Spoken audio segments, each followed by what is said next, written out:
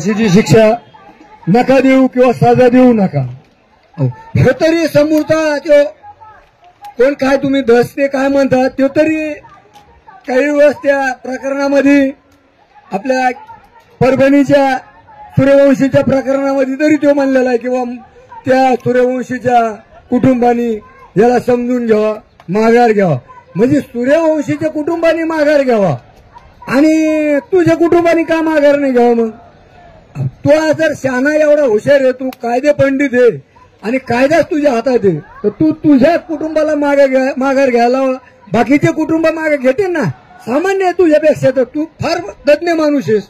हो, म्हणजे ह्या गोष्टीवर तसं आपल्याला जर त्याला त्या फाशीची शिक्षा द्यायची असेल संतोष देशमुखच्या याला, तर जे आपले बोराडे कंपनी अगर ते ज्ञानेश्वर सोट आपला लातूरचा, त्याच्यानंतर म्हणजे असे 4-5 प्रकरण झालेले आहेत. त्याच्यानंतरची ह्या प्रकरणात मर्डर झालेलं नाही, ते मर्डर झालं समजा हे झालेलं आहे संतोष देशमुखचं, पण त्याला फाशीची शिक्षा द्यायची तर यायला कमीत कमी जन्म शिक्षा तर द्या ना.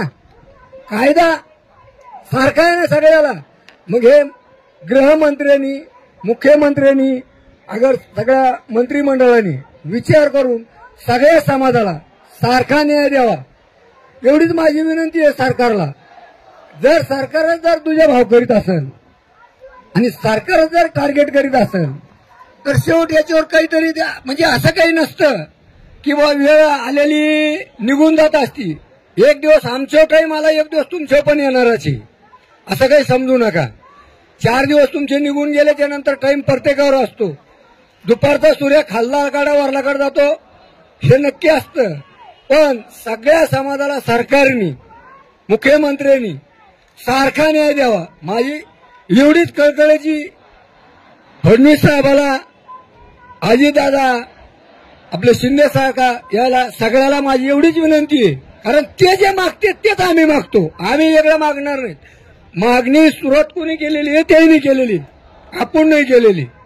मग त्यातलीच मागणी आम्हाला द्या ना, सारखा न्याय द्या. आणि जर नाहीच न्याय झाला तर या आझाद मैदानावर हलणार आहेत. काल तरी 5 वाजता मला वाटतं काहीतरी यांनी काढून दिलं, तर आज तर इथून जागा सोडणार नाही, संध्याकाळी पण जागा सोडणार नाही. भले काय काय खुणं पडायचे, काय मरायचे, ते काय जे नशिबानी होईल ते होईल संध्याकाळी, पण आझाद मैदान सुटणार नाही जोपर्यंत ढाकणे कुटुंबाला, त्या बाकीच्या कुटुंबाला सारखा न्याय मिळत नाही, तोपर्यंत आझाद मैदान सुटणार नाही. एवढीच काही देतो मी समाजाच्या आणि सर्व आपल्या ओबीसी समाजाच्या याच्या वतीनं माझे 2 शब्द संपवतो. जय भीम, जय महाराष्ट्र. आमच्यावर काय अन्याय झाला, आमची काय व्यथा आहे, ही आम्हाला मुख्यमंत्र्यापर्यंत मांडू द्या. अजून मुख्यमंत्री अजून दुसरं कोण वाटतं नाही, काही गरज नाही आम्हाला, अक्षरशः गरज नाही. सचिव तर करावं लागेल ना, आवर सचिव चालेल ना, आवर सचिव इथं आला तर चालेल, किंवा आम्हाला तिथं जरी भेट दिली, आम्ही 5 लोक येऊन बोलू सीएमला, तिथे भेट देऊ.